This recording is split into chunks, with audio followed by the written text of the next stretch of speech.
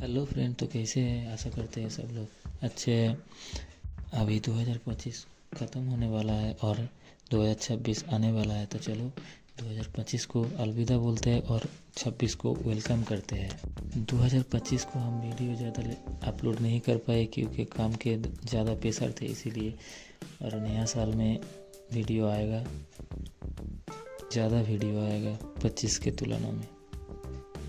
तो चलिए देखते हैं ऑप्टिकल फाइबर या जो तार के माध्यम से हमारा घर पर इंटरनेट आते हैं वो तार जॉइंट कैसे होता है। तो चलिए वीडियो में बने रहिए और एक बात सब्सक्राइब करके जाना, लाइक शेयर कर देना भाई। फुल वीडियो भी आएगा बहुत ही जल्दी, तो वीडियो में बने रहिए।